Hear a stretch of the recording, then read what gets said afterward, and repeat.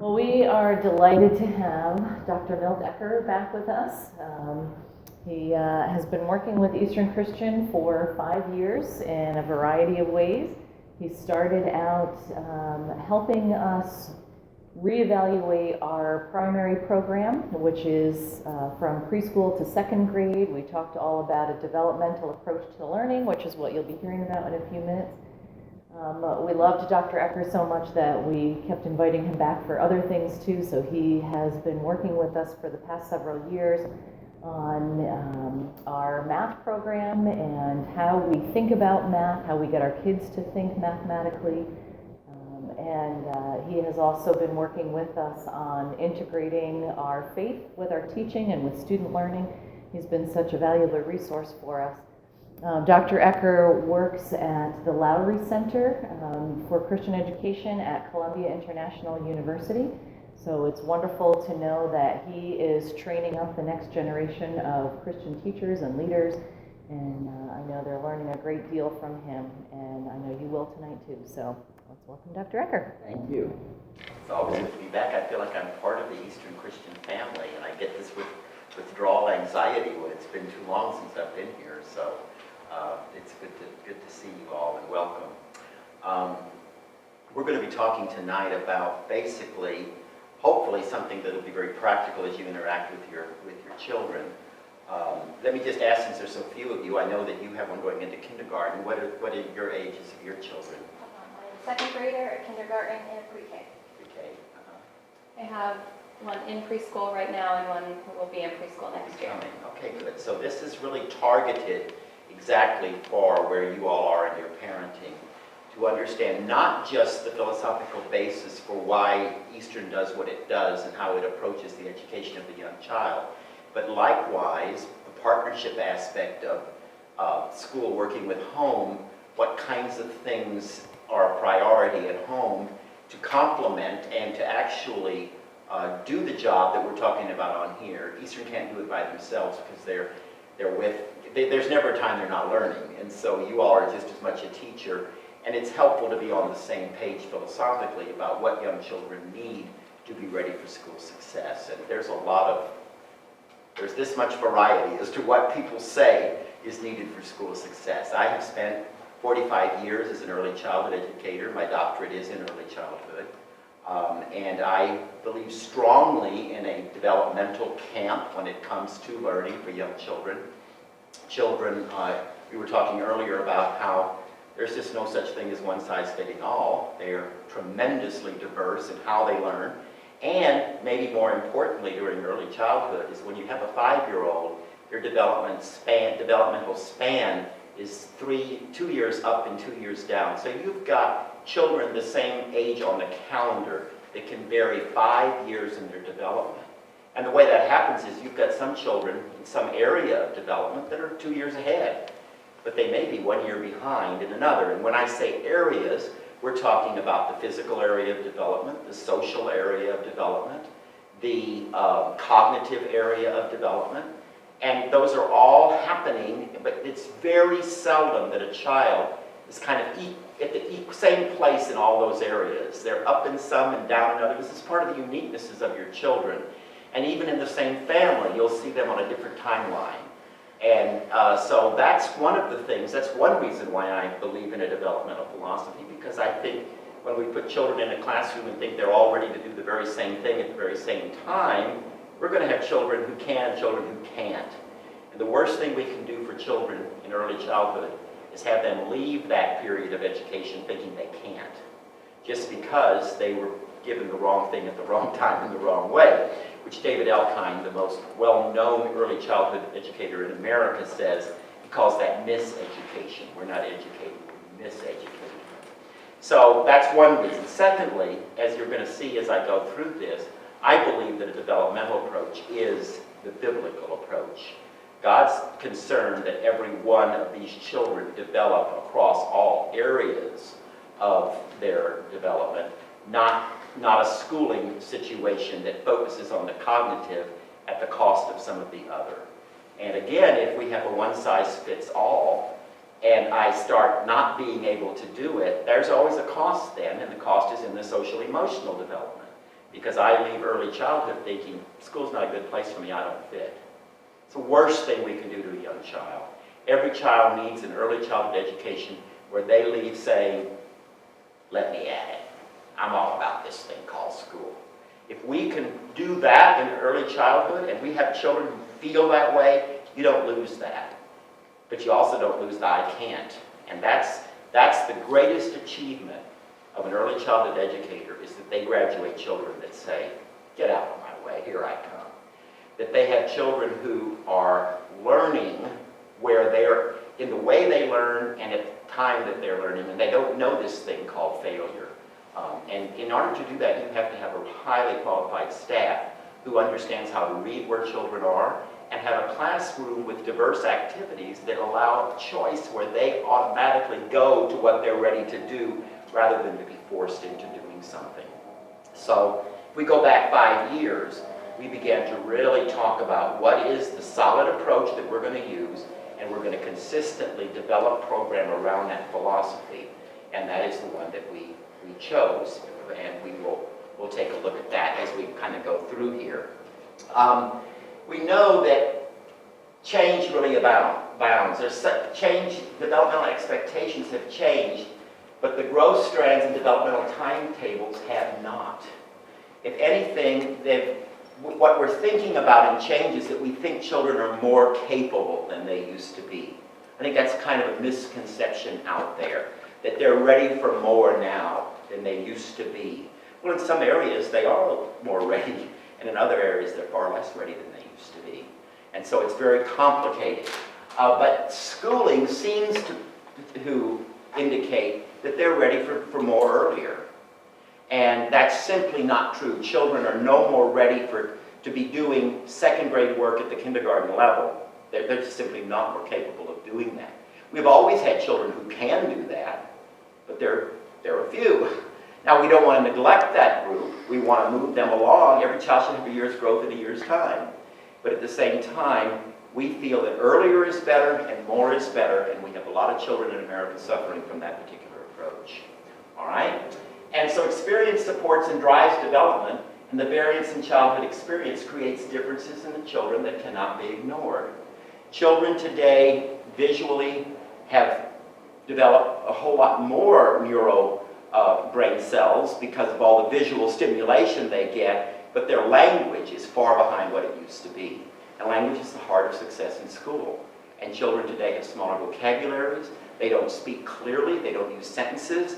They use all these little sound bits, and they don't think very well. And so that we see as a real difference. Well, that means it's harder to learn to read, because I'm reading a different language than what I'm speaking.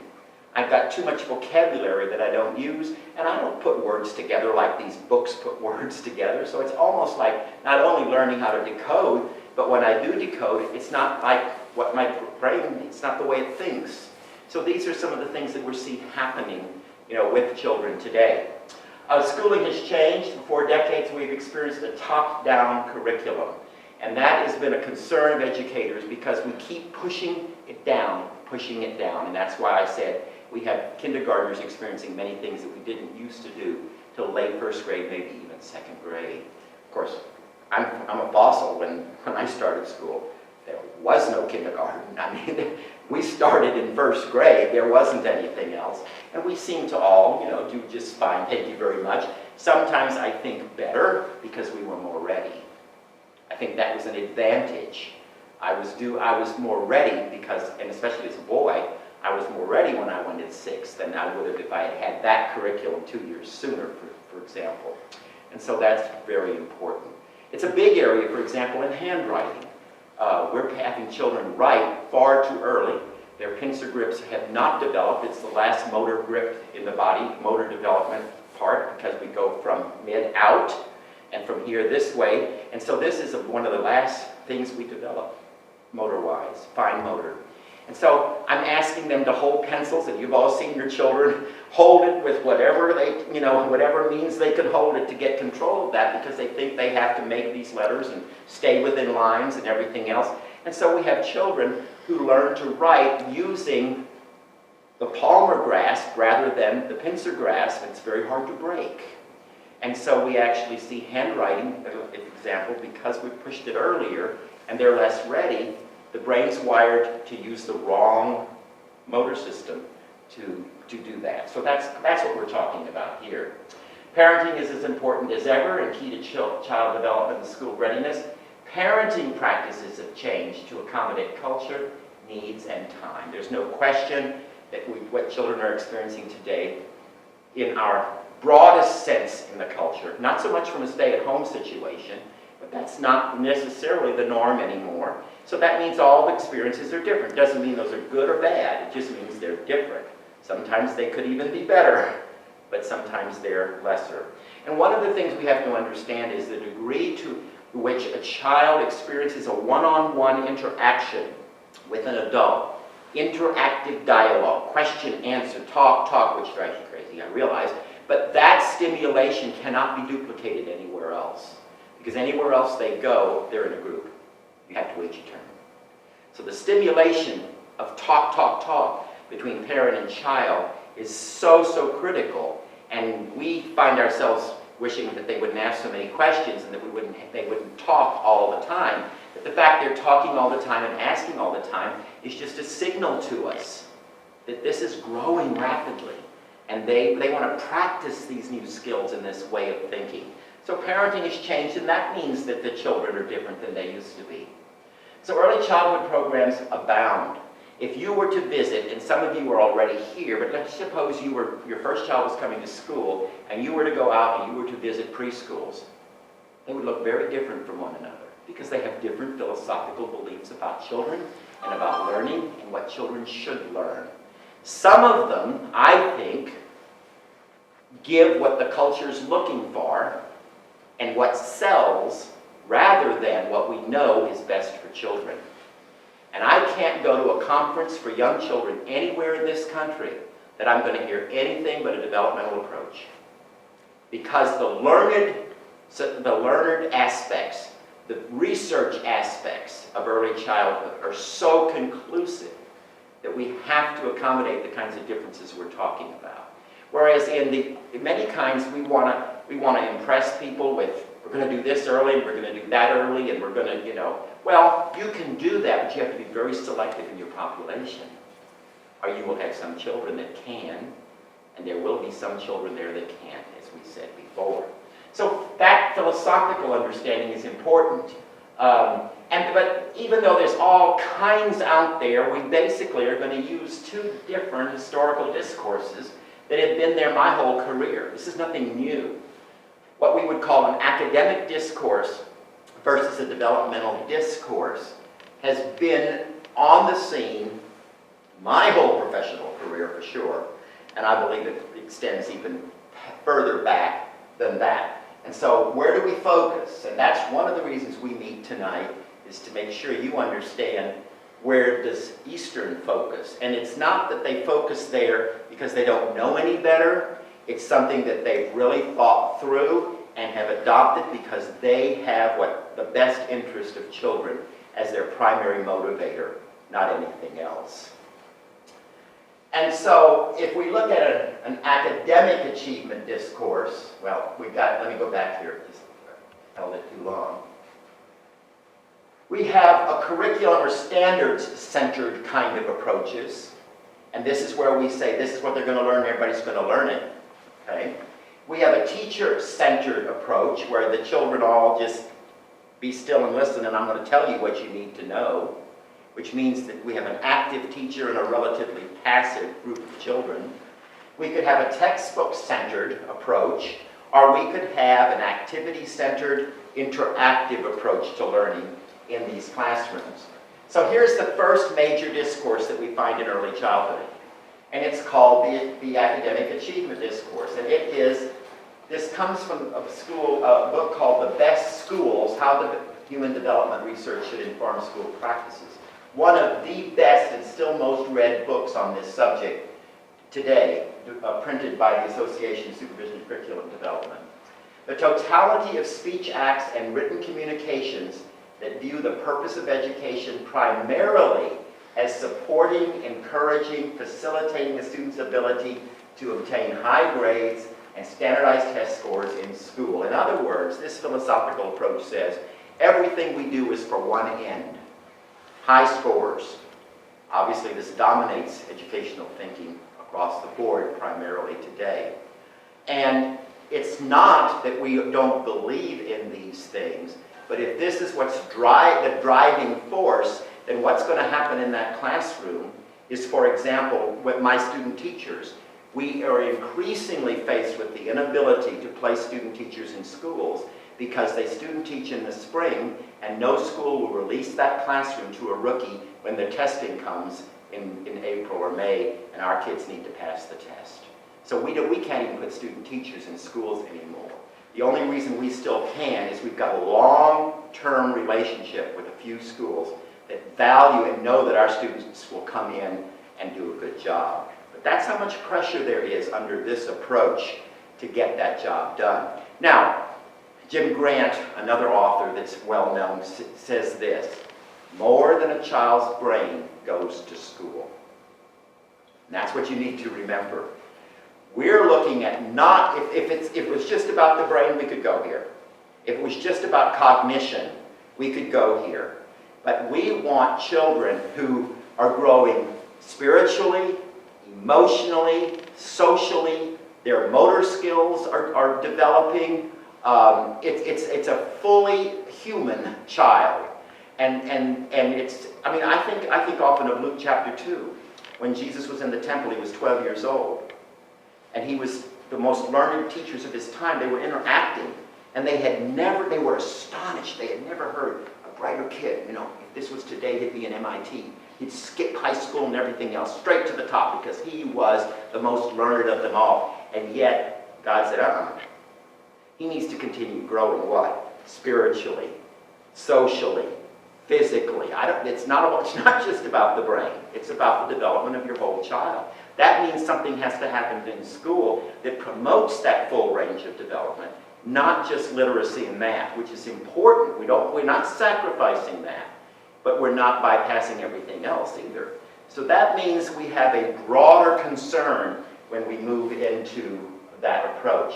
You're going to hear this vocabulary with this approach: academic success, accountability, alignment to standards, below or above grade level, data, excellence, falling behind, high-stakes testing, etc., etc., etc. This is the vocabulary, and you're used to this vocabulary because this approach dominates education as a whole. Let me just say here that once children move out of early childhood, this is less threatening than it is in early childhood. Because the children have come a long way on development, and these critical periods of development are pretty much, behind us. The brain that goes to school is primarily shaped by experience by age 5, and pretty much doesn't change a whole lot after 9. So once we go through this wiring of the brain and the readiness of this child through these early years, then this is not as big a threat to us anymore. But in the early years, it is a threat. And we want a child, I talk to parents about a finely balanced mobile. That's the way God designed us. Everything in harmony and in balance. That's what makes a mobile beautiful. That's what makes it worth money. But if you put too much weight on one aspect of it, the whole thing goes, it's no longer a work of art, it's no longer anything beautiful about it, it's just a mess. And that often happens to children who are way advanced in one area and way behind in another because we put all of our hopes and dreams in one spot. I had a colleague when I was a professor at Regent University that says, we can just about do anything with a child, but it'll always be at the cost of something else. If I want a child to become an Olympic athlete and I start training at 3, we can probably get an Olympic athlete, or at least a really good athlete, but it's always at the cost of something. You can't do it all. And that's kind of philosophically where we want to make sure that we start out more balanced, and then when the time is right, know our children, know their gifts, know their strengths, and move out later and at the right time. Okay? Human development discourse places the emphasis on human beings rather than on academics. And now I'm quoting from this book. Academics represent something that is not living and that is objective and finite. On the other hand, human development represents an entity that is living, subjective, and arguably infinite. See the difference in emphasis there? It's a belief, it's a philosophy. What is it that drives the program? And that's a question that probably, unless we've studied this a little bit, we're not necessarily looking for that when we go in to examine a program. We look for the bells and whistles and the, but we don't really know to think about something deeper than that. Or appreciate it when it's there. We could take it for granted. What is most important is the development of humans. Development suggests an ongoing process, something that's happening over time, growth and maturation through nurture in the social, emotional, physical, cognitive, and spiritual area. That's the human development discourse, and that's why I believe it's very much a biblical discourse.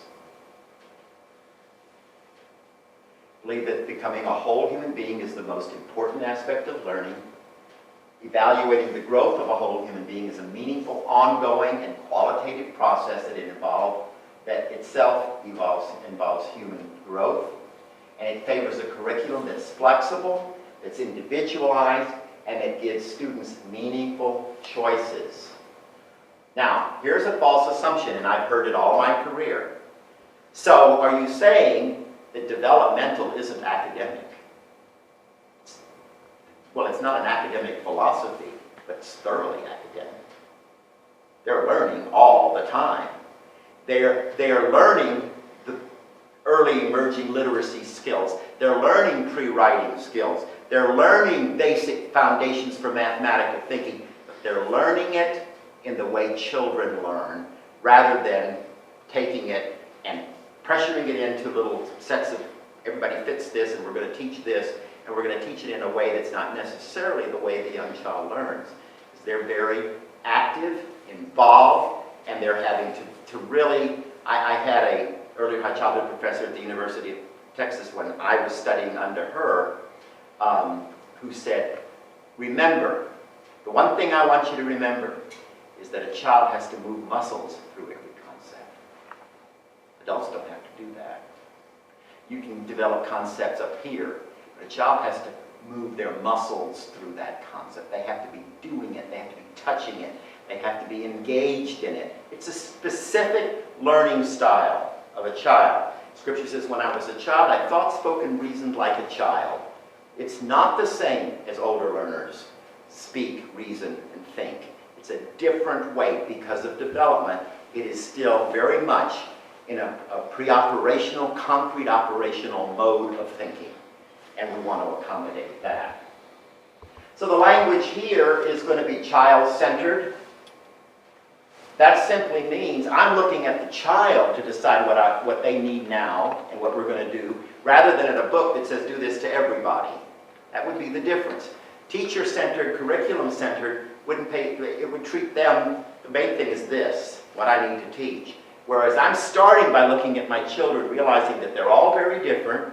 I need to set up an environment and a space where those differences can be accommodated so that they all truly will learn and achieve the academic aspects and the other aspects as well. You'll hear the term developmentally appropriate practice, DAP. So what we do is developmentally appropriate because I have to move muscles. I'm going to teach math always with manipulatives and objects so they can see the relationships of the language that I'm learning to use. Fostering growth, maturity, emotional growth, moral growth, social development, readiness, sensitive periods, spiritual growth. It's interesting that even in a very secular publication, this is where we're going to see a concern for spiritual growth. This is where we're going to see a concern for moral growth. This is where we're going to hear words like nurture them in admonition of the Lord. Make sure, the discipline and admonition of the Lord, they were to nurture them as parents. We're going to see this language being spoken over here because it's growing, it's maturing.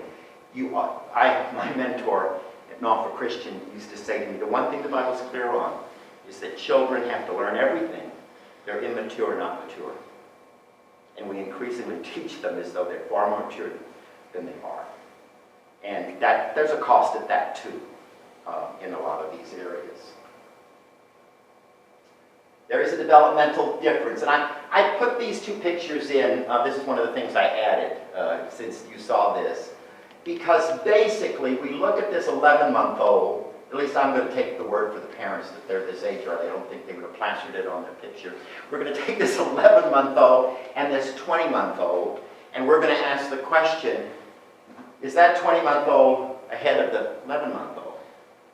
Well, I think we'd all agree. Probably there's language, they're talking, they've got some level of vocabulary. Motor-wise, is there a difference? Well, she's often, or he, I think that's a she, she's often running. This one here may just be hanging on to the chair rail and moving along and what have you, but not even independently going yet. And we could go on and on. In their manipulation skills, holding objects, throwing, I mean, there's a big difference. You all are parents, you know that. This is huge. They'll be in the same kindergarten class someday. Because one was born just before the cutoff, and the other was born just after the cutoff, and as long as we think cutoff, we'll always have this age span difference. And this, I think, what is it, 9 months difference? You could have 11 months difference. See? And that doesn't go away overnight. That difference in what I'm ready to do, how much more experience has that 21-month-old had? How much more language has he heard? How much bigger is her vocabulary already than the other? There's a gap here. And unfortunately, you can't open a classroom for each month of the verse. You gotta have a group. But you can see that it doesn't make sense to think everybody's ready for the same thing. And the younger they are, the bigger this issue is. If you're in a 3-year-old classroom, this is a much bigger issue even than in a 5-year-old classroom. But these differences aren't completely gone by 5. So that's what we're dealing, that's the reality of what could be a problem if we don't acknowledge it and don't understand that, and don't design options and choices for the children, because the children know what they're drawn toward what they're ready to do. They explore it. They want to do it over and over again, right? Because they're being nurtured by it. What characterizes developmental parenting and teaching? So that's the next question that we would want to ask ourselves here. What does that look like? And I think that the basic thing that I would say is active involvement, talk, and more talk. You say, well, what do I need to do? And what do I know? You just need to really interact, new experiences, active engagement, and lots of language. I think we do that naturally, but I think we all admit we do less than that with children today as a culture than we used to do. Now, that's not to say that a stay-at-home mom's not still doing pretty much the same thing. I'm talking globally now, and global is what shows up in most of our classrooms. A focus on one type of experience will always be at the cost of another. We have to think broadly, first-hand concrete, talk before, during, and after. Are the child's experiences preparing the brain for school? If the brain that goes to school is pretty much in place by 5, and the brain gets wired through experience, then the things we're doing become pretty important. Pretty important. We are born with so much capacity for language, but that capacity starts to fall off, and those cells start to fall off, because we're not even coming close to using all of that capacity. We're being wired for a language, but that's true in so many areas. We're forming those neurological connections, and the brain is being wired for these different kinds of activities. Each kind of activity has a different place in the brain that handles it. And how does it get wired? By it being used. By it being used. So in a developmental approach, we say that 1/3 of the day, 1/3 of the time that they're in school, they should be doing movement, rhythm, music, moving the body. That's also critical for later learning and for learning right now. And so we could come in and say, well, all those children are doing is playing. Or I don't understand why or out on that playground so much. That playground out there, which you can be thankful for, because not everybody has one that good, is just as much an academic aspect of what your children are experiencing as what they do inside the room. We don't get that as a culture, but you do if you study child development. It's huge. Swinging on a swing is huge stimulation neurologically. And balance is one of the best predictors of readiness, is to evaluate how much balance they have. I was fascinated by studying this when I was you can give fancy first grade readiness tests and say this group according to the test is ready, this group according to the test isn't. And then you can take a balance beam, 2x4 on the side, this far off the ground, children who can walk on it, put them in one group, children who fall off, put them in the other group, and it's pretty much the same two groups. Now, I'm not suggesting we decide who's ready for first grade by a balance beam. I'm simply saying big correlation there, because there's something about balance. When I was at the University of Virginia during my doctorate, I took a whole course just on vestibular. There's a vestibular relationship of the balance and the motor things, and there was a whole lab at the University of Virginia for bringing children in that were struggling and doing all kinds of bouncing and crawling and exercises that they needed extra stimulation. They weren't coming at them academically, they were coming at them through physical involvement. So in a developmental philosophy, you're going to see a lot of that sort of thing, whereas that would be seen as, well, why are you doing that? I had a parent once that sent their children to school every day. It looked like they were going to Easter service. And I finally said, your daughter, we asked the parents, we need to dress down a little bit. And she said, why? And I said, well, because they're out on the playground. And she said, just as serious? She looked at us and she said, I don't send my children here for play. I send them here to learn. And you see, we don't get that play is part of learning. Play is academic, if you're thinking children. Critical needs 3 to 5, and that's where some of your children are. The gross and fine motor development is critical. So much school success is related to that fine motor because we put so much emphasis on writing and holding pencils. And being able to, fine motor is the ability to sit still and attend. That's fine motor. You have to control those things that want to move. You have to tell it to stop moving and pay attention. And some kids can't do that. And it's not that they're misbehaving. I don't think it's because it's ADHD, for example, in many, many kids. I think it's that they haven't got that motor control yet. A little baby's doing this all the time. They have to learn to inhibit those movements. So that's very important. Fine motor control is moving your eyes across the page left to right and focusing on one thing at a time. That's fine motor control. And we have to use that, develop that through practice. Oral language fluency, the size of vocabulary. In the last few months, the report has come out. You may have heard it on the evening news. It was by one of the Northeast big universities, a study, that the size of vocabulary by age 2 is now the single greatest correlation with later school success. See how critical this early time is? And the size of vocabulary is what's so important. And you get vocabulary by what? Talk, more talk. And they talk and you talk and you're interacting. That's how vocabulary, and reading to them. Of course, we know that's the number one best thing you can do to build that vocabulary. But not so much just reading to them, but talking about those words, expanding on those words, you using new words and sentences and listen for them to do it as well. To immerse them in print.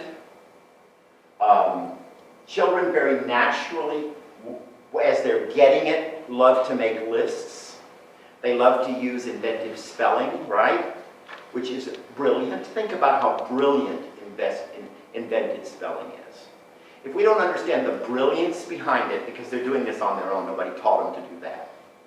If we understand that, then we really, truly understand what it means to be made in the image of the Word. Because it just comes out.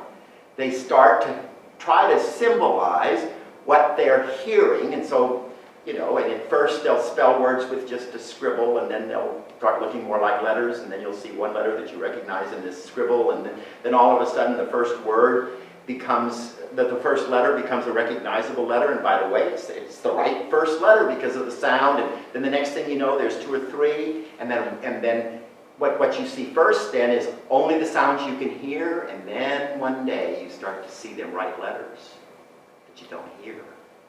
Without any instruction, they'll go through that progression. All children do. It's brilliant. That's just brilliant to think. Now, they don't do that if they're not immersed in print. If they're not read to a lot, that's not going to happen. But they're sitting there soaking that up just like they soak up their first language.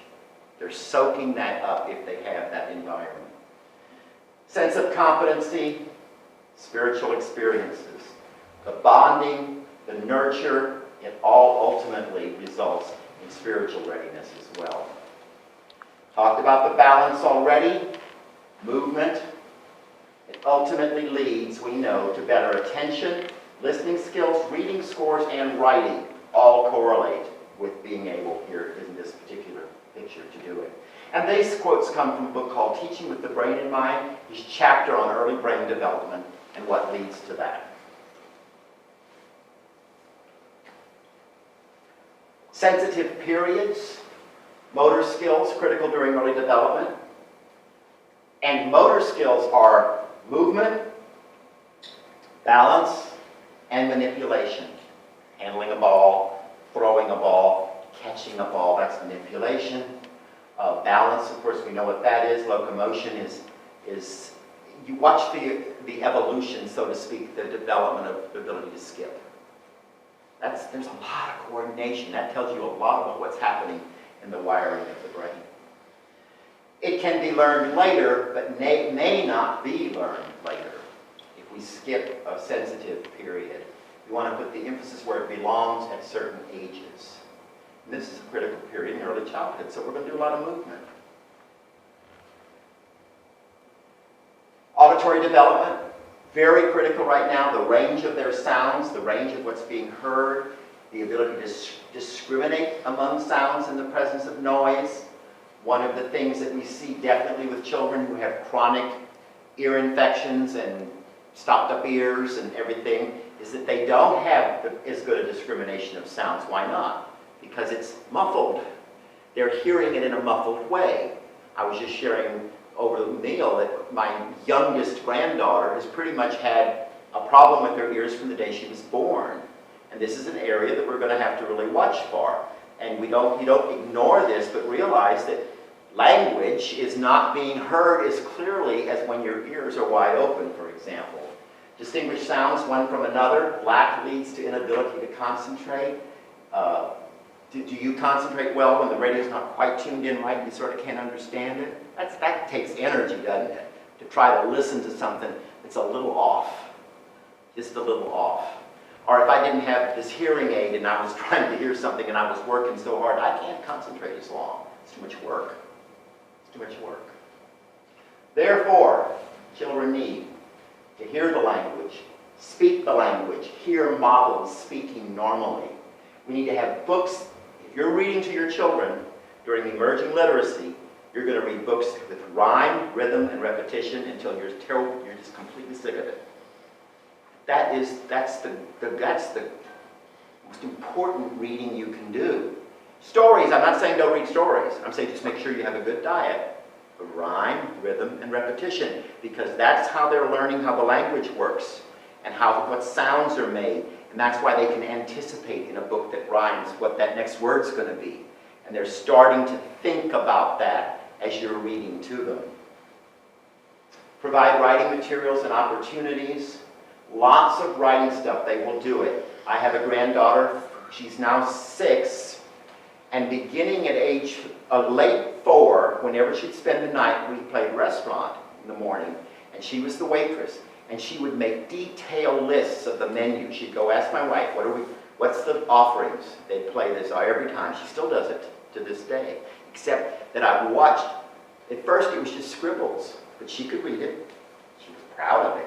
She'd even bring the bill, and it would be all scribbled out, you know. I love that she'd bring this, when she would bring the bill, she'd bring money with it. And I'd say, Hope, I give you the money, you don't give me money. And it finally dawned on me that she's confused with the money that's coming. You know, you give them a card, and back comes, you know, there's this, it's all confusing as to where the money comes from and what have you.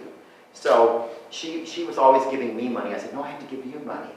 But now, at age 6, she writes out the whole menu, almost perfectly spelled.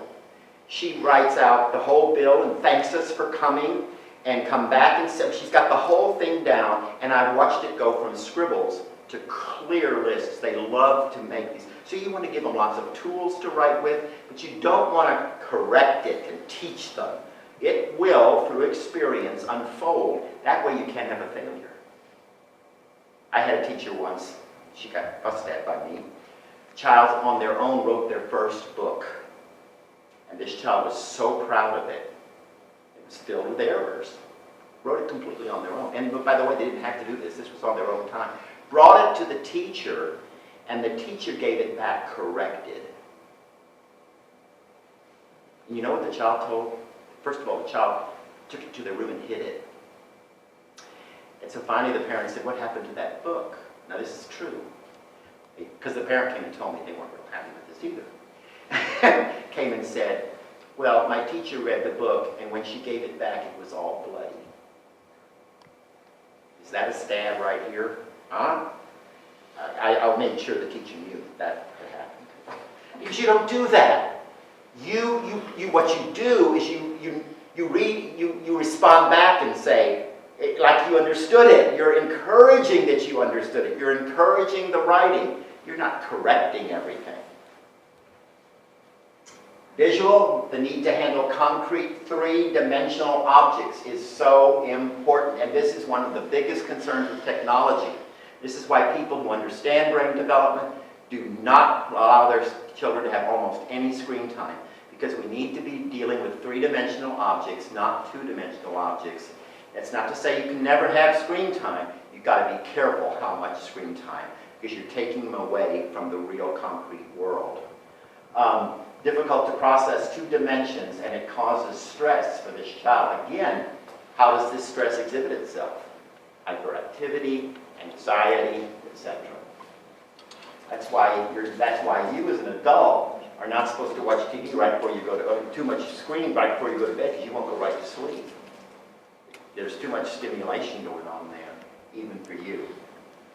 Developmental approach requires like-minded teamwork, home and school, choices that support each other's efforts, and I would say understanding one another is huge. And that's why ideally, I would want parents making decisions about where they want to go to school to hear a presentation of this nature and say, this is what we believe here. Are you on board? If you're on board, join us. But don't have a different philosophical approach and join us and think you're going to teach us what we're doing wrong. We've been down that road. We've looked at the options. We've made a decision to be thoroughly developmental. Now, you're going to see some things sneak in here and there, and that's going to happen, and that's no big deal. By and large, there's a commitment in the early education aspects of this school to honor the kinds of things we're hearing and to emphasize the kinds of things we're hearing here. This is more on the home. Eric Jensen, in his book, On the Mind, one of the first rules for parents of 2 to 5-year-olds is to limit TV. It's a poor replacement for what? Time spent on sensory motor development, exploratory play, and the development of relationships. Here's that idea. Time spent here means something else is missing. And he's saying this is what's more important. There's no way we can reconcile that. Hydration, huge. And there was a day when I would talk about this and nobody was drinking water, and we were probably going to have, it's so nice to see water over here. But hydration is huge. Motor development, brain development, brain function is so dependent. Within a few minutes of 8 ounces of water, those children go.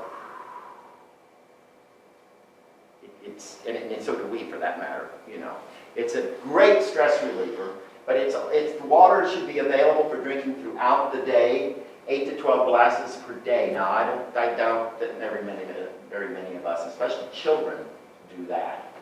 Some liquids, some of them dehydrate, not hydrate. Like, you know which kinds that probably are the bad guys. And what's happened to bedtime? The activity and work of the sleeping brain are purposeful. The process of falling asleep is learned. Providing the growing brain with sufficient sleep is necessary for developing the ability to concentrate and an easier temperament. It was interesting that last night, on the news last night, it said that if we get the right amount of sleep and good sleep, we don't wake up hungry, but if we're getting too little sleep, etc., we wake up and we're just famished. Stuff goes on. And what we now know is that what we do during the day is processed during the right kind of sleep. My mother used to say, I would be studying for a test, and she'd say, just put it under your pillow and sleep on it, and you'll know it in the morning. And I think that's the stupidest thing I ever heard. Now we know that there's some truth to that. Your brain processes that while you sleep. Go to sleep. Go to sleep.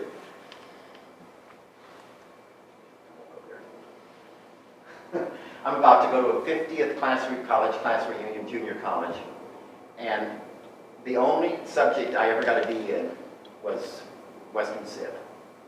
And I was not ready for that final exam. So I did the all-nighter. Yes! And I so badly failed that test, and I got my only D in my college career, and I've never forgotten. I don't mind owning it because I tell the kids, don't do all-nighters. It's just not good for anything. But we think it's cool when we do it, right? Children sleep better if we're in bed early. 5-year-olds need as much as 12 hours. 5 to 12-year-olds need 8 to 10. We have sleep-deprived children in our culture. I don't know, it's just a given, and teachers will tell you. Teachers will tell you. Too many children during nap time fall in such a deep sleep we can't wake them up. When I say we, I mean kindergarten classrooms as a whole. Children's promoting the need to know. It's just good parenting. Listening to questions, dialoguing, reading often, going to new places. That's huge. Because what happens with new places? New vocabulary. Creative toys, not toys with all the bells and whistles. The wooden, plain, no paint vehicle and then the child makes it into a different kind of truck and a different kind of vehicle in their imagination. But when it's all fancy with all the bells and whistles and you push this button and it makes the right sounds, there's no imagination left. And then we wonder, the creativity, we know that all children have it, but many, it's gone by the second grade. So we don't want to encourage that. Providing choices, time to play, and watch them and follow their lead. You never can go wrong with that. If they want to do something, they probably, you need to think and kind of go in that direction and be there. But if it fails on them and they say, I don't want to do this anymore, you back away. Back away. This happens a lot in athletics. We get into formal athletics, meaning soccer, at age 5 or 6, and the child's all, and they get out there and they're clumsy and they fall around and they kick the ball the wrong way and they're embarrassed and they want to stop. Well, chances are they're not ready for that. And the child comes and says, can we stop? And our reaction is, well, at the end of the season, we started something and we're going to finish it. That may not be the best choice. Because what are we going to do? Go for 8 weeks of feeling stupid and awkward and clumsy and being made fun? No, the child said, I'm not ready for this. I'm not ready for this. I thought I was, looked like fun, but I do this and the ball goes there, the other kids do it and it goes there. Well, I'm just not ready for this yet. So we have to be real sensitive to that lead and realize that we need to follow that. I've already said all of this. Keep in mind that chronological age is an arbitrary starting point because children are on an individual developmental timeline. And that's why you have, in this program here in this building, a junior kindergarten, because especially if we have a late birthday, it's too big a step. And we want to give them that gift of time, which is what we refer to it, to catch it up there. In athletics, we call it red shirting. I used to use it with the dads because dads didn't want their child to wait. Not my child. I had trouble, but I went on. And I'll say to that dad, well, you had trouble and you went on, so you want your child to have that same experience? Oh, no. Well, but red shirting, what do we do with a freshman who comes onto an athletic team? We bench them for a year so that they get older and stronger. That whole time we're doing training, building up their body, so they have 4 years of eligibility with a little more readiness for that game than to put them out there right away. Well, it's the same thing that happens often with children who are just maybe too young. Timetable says we're not ready for this. We're just going to wait. The kids don't really understand the difference anyway. They move to another room. They have a different class. We may make them feel that, but we all live in an environment. You need to live in an environment that says, I'm going to watch my child and be motivated by what they're ready to do not by some kind of arbitrary timeline that we're going to fit into no matter what. You've got highly competent teachers here. I've worked with them for 5 years. There's no better knowledge. The ladies that work here know children. They know what children who have success are like when they leave them, and they know what children are like that go on and have trouble. Listen to that. And at no time should that ever be a surprise. This is an ongoing dialogue. Okay? What can you expect to find here? Differentiated instruction and student choice. Student choice, where children move in the direction of what they want to do. Active engagement, hands-on as opposed to rote drill. Oral language, emergent literacy activities, and foundational math experiences. But maybe not a lot of worksheets and that sort of thing. That's very, very focused right away. Time for play, greater emphasis on motor activity and development, and an emphasis on the child's emotional well-being and spiritual development. It's going to be, that's the flavor of that. And, you know, at any time when you have a right to say to the teacher, why is it that you all do this, that, or the other, and they should be able to say to you, because this is what it helps. I had a kindergarten teacher who you had those ceilings with the tiles that are inlaid. Above every area of her classroom, she hung a poster. And it wasn't for the kids. It was a poster that says, when your child is playing underneath this sign, this is what's happening to their development. So she'd have a sandbox, and she'd put this above and say, well, yes, they're working in a sandbox, or in a water table, or in the family center, or in the block center, or wherever. She'd say, but this is what we're learning when we play in this center. Okay? True story happened here. I was observing one of the 4-year-old classrooms. There were children in the back of the room playing with Legos, 3 boys. They had built, and I was watching the whole class, but they were right here, so I was very attuned to not only what they were doing, but what they were saying. They built 3 action figures from scratch. Then they began to write, meaning they didn't put it on paper, but they were engaged in a whole drama. It was a whole story, and they were writing a story to go with their action figures, basically. You can't write on paper if you can't write in your head first. So here they were, creative writing. And one little boy, I'll never forget the moment, one little boy said, you know what we need? A good theme song. And he began to hum. And they began to think of the words they could use in their theme song. And I sat there thinking, now these kids are learning something, and something's developing that if we just sat still and listened all day would never happen. These are the kids that will be writers someday. And when you say write a story, they won't go, what? Blank. No, okay, I know how to write stories. I've been doing it orally for a long time. It's an example of what do your children learn when they're playing with blocks. A lot, in a developmentally, non-threatening, unstressful way. So, this is our last slide. You have a decision. Most of you tonight have already made the decision as to which way you're going to go. You've got choices. They're very real. If you've decided to come here and you're staying here and you're bringing your next child here, I have a bias, obviously, and I say bravo to you for your good choice.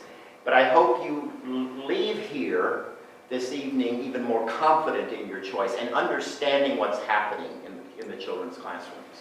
I hope that you can even, some of you who've already had children in the program, you go, oh, I see that, I know that. But what happens in our culture is you'll be also rubbing shoulders at church with people who have their children in other places. And you may be hearing about all the worksheets or the homework or this or that, and you're sort of getting a little uncomfortable, and you're going, are my children going to be behind, and did I make the right choice? You see, when that happens, and they'll say, oh, you go to Eastern, and you say, well, why do you go to Eastern? They say, well, we have choices. And I chose this, and now all of a sudden you've got your philosophical position on why you're doing things they're not doing. And really, you can articulate in such a way that what we want to happen is they wish they were here rather than you wishing you were over there. Because it will be different. You cannot compare what your children are doing because so many programs are the other philosophy. You just have to face into that and not be threatened by that, but know that this is, I have 3 sons. My 3 sons were not in formal reading of any kind until 1st grade. They didn't do any writing until 1st grade. I was the principal of the school, so I had a program of this nature. All 3 sons were reading before 1st grade with no formal teaching. Now they were ready. 35% of children learn to read in their environment's right without any teaching whatsoever. They just get it. They're wired to get it. Okay? And they happen to be those kids. But I also had kids, I have sons, one's a professional writer, and I have 2 professional educators. I have 2 out of 3 sons with PhDs in their early 30s. They didn't have to learn to read at age 3. They didn't suffer because they didn't learn to read at age 3. As a matter of fact, I'm convinced they had advantages because of the way we started them out, because they are so broadly talented and were so ready and learned so easily as a result of that. Will that be true of everybody? No, that doesn't mean some kids won't struggle, even in this approach. But they're more likely to go through it successfully than I believe they would in the other approach, if it's hard, if some things are hard. Okay? So bravo for your choice. I hope that tonight's helped you articulate and understand the choice you made even better. So, any questions? Want clarification? Additional feedback on anything?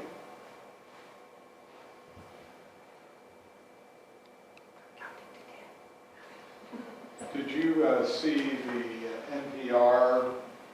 I sent that around to our pre-K people, but there was an article from NPR entitled "What Kids Need from Grown-Ups But Aren't Getting," and it was an interview with an author of a new book called "The Importance of Being Little," and it is an impassioned plea for educators and parents to put down the worksheets and flashcards, ditch the tired craft projects and exotic vocabulary lessons, and double down on one simple word: play. Well, and that's been the message for how long, but we somehow just can't grasp that's enough. That's enough. An author, Elkind, said that patience is one of the most active things today's parents have to have. Because the whole world wants you to do. And yet what the most important thing is patience, and patience takes a lot of doing to be patient. It's not you're not being inactive, you're being very active to stay patient in a world that's in a hurry. It's rushing kids. Well, I recommend going to NPR and looking at their NPR Ed, and it was a February 9th post. It's a very extensive repeat of what you did. And that's a new book. Yeah. And it was called The Importance of Being Little.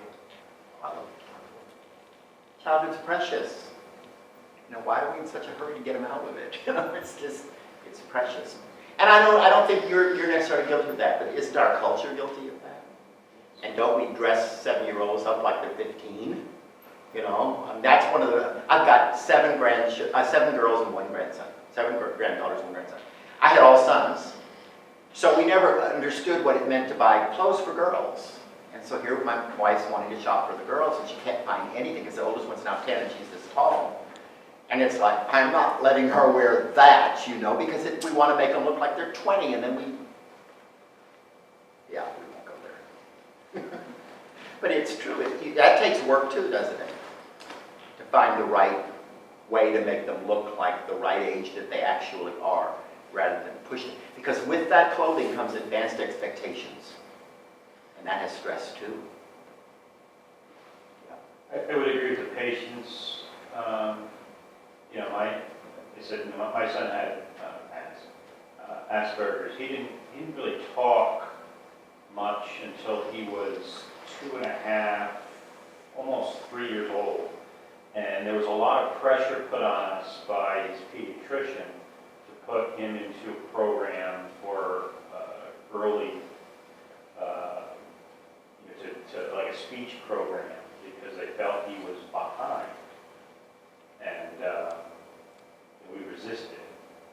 And, but you feel almost guilty, like you're going to cause, think it's to the kid.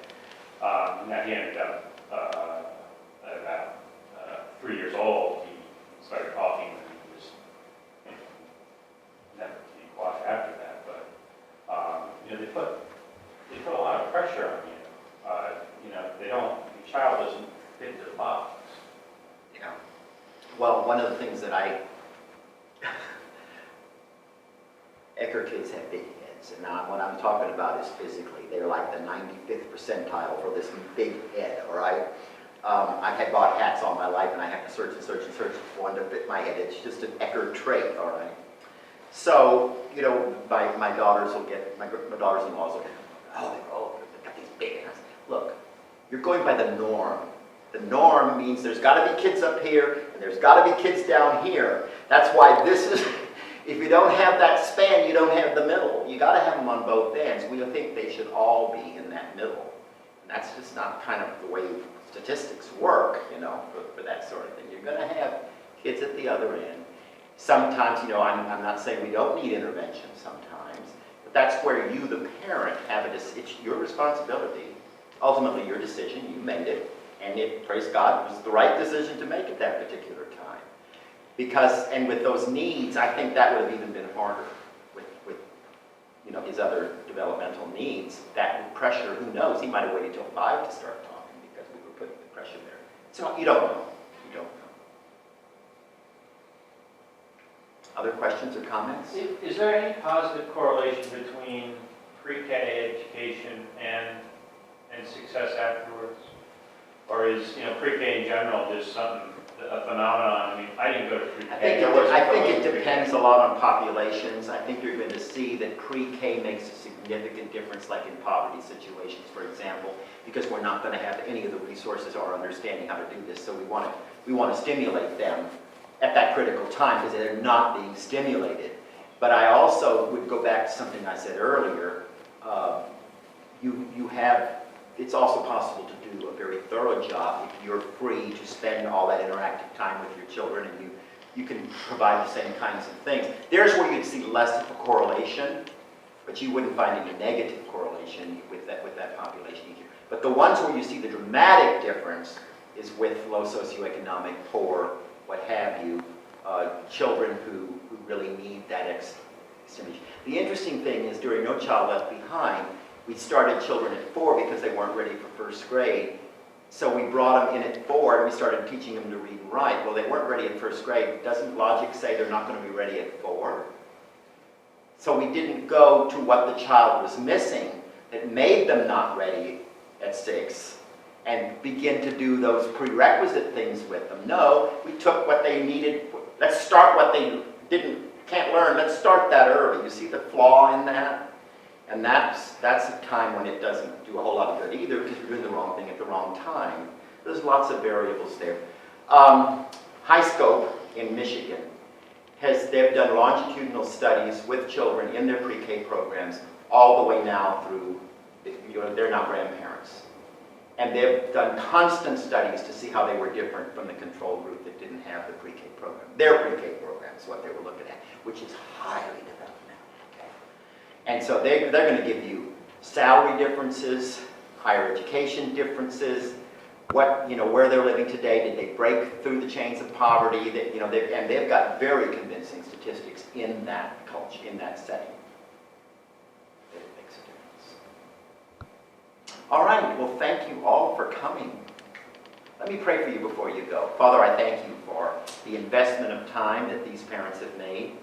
And I pray, Father, for each child represented by a mom or dad here tonight, that you indeed would have your hand upon them, that they would flourish as they are nurtured, and that they would become all that you created them to be. And we thank you for that, and for that sensitivity that will help nurture them in that direction. In Jesus' name, amen. Good night.